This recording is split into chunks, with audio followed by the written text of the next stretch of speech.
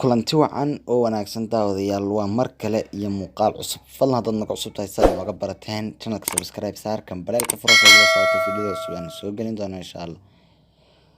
Haboon TikTok ama Haboon Maxamuud oo kamid ah hablaha ugu caansan TikTok ayaa wax laga duubay Muuqaal Anshax Xuma. Muuqaalka aad hore u soo arkayseen ayaa waxa uu dhex socday habeen dhaweyd baraha bulshada iyadoo la isla dhex yaacay in laga duubay Muuqaal Anshax Xuma ah.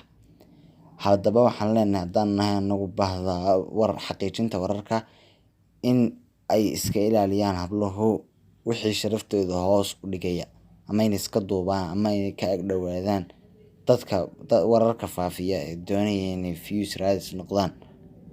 Anagu waa talada dhankayaga naga ah haddaan nahay baahda xaqiijinta wararka. Haboon TikTok oo caan ah xagga TikTok kuna leh page Facebook sidoo kale leh YouTube channel ayaa waxa laga duubay Muuqaal Anshax Xuma anagoo aad uga cadhaysan. Dhawaan ayay ahayd markii Cayuuni Maxamed Axmed laga duubay muuqaal sidan oo kale ah oo anshax xuma ah kadib markii lagu faafiyay baraha bulshada. Cayuuni Qurux ayaa waxay soo gashay markii ugu horeysay video live iyadoo sheegaysa inaan waxaan laga sheegayaa aanaysan wax salareed aanay ku lahayn iyadu.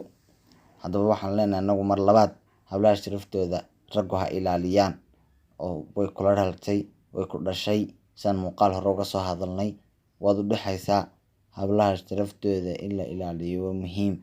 Sidoo kale hablahana waxaan leenahay sharaftiina idinkuna ilaashada oo iska ilaaliya wixii nusqaan iyo sharaftiina hoos u dhigaya. Assalaamu calaykum.